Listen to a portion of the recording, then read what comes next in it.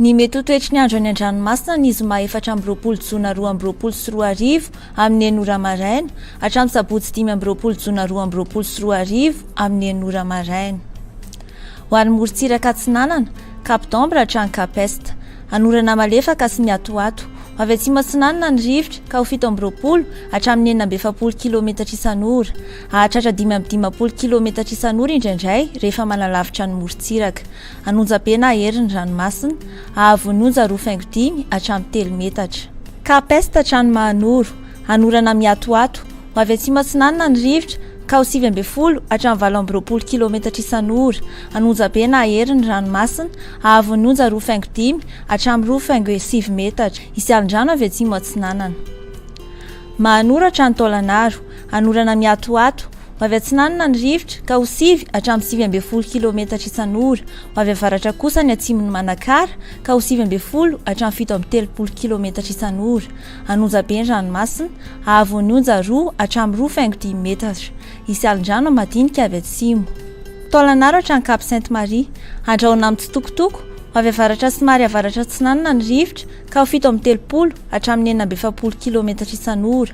Avy avaratra ny amin'ny faran'ny Fehibotona ka ho 7 hatramin'ny 7 km isan'ora, anonjabe ny ranomasina, ahavononja 2.10 metatra fa ena miandalana rehefa makany amin'ny faran'ny Fehibotona. Isialin-drano madinika avy atsimo. Ho an'ny morontsiraka andrefana, Cap Sainte-Marie hatrany Cap Saint-Vincent, ibalika ny masoandro. Avy avaratra Atsinanana ny rivotra ka ho 7 hatramin'ny 20 km isan'ora, fa ho avy andrefana izany ny atoandro ka ho 7 hatramin'ny 7 km isan'ora. Avy atsimo kosa manomboka ny alina ka ho 7 hatramin'ny 7 km isan'ora, anonjabe ny ranomasina, ahavononja manodidina 2.10 metatra. Cap Saint-Vincent hatrany Cap Saint-André, ibalika ny masoandro. Avy Atsinanana ny rivotra ka ho 7 hatramin'ny 7 km isan'ora.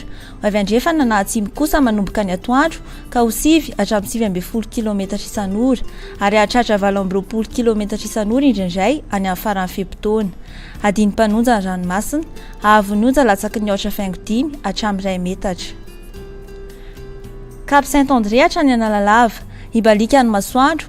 Avy atsimo Atsinanana ny rivotra amin'ny ankapobeny ka ho 7 hatramin'ny 17 km isan'ora, ho 40 km isan'ora, arahina tafiotra indraindray any avaratry Mahajanga ny maraina. Adiny mpanonja na anonjabe ny ranomasina, ahavononja 8.5 hatramin'ny 2.10 metatra.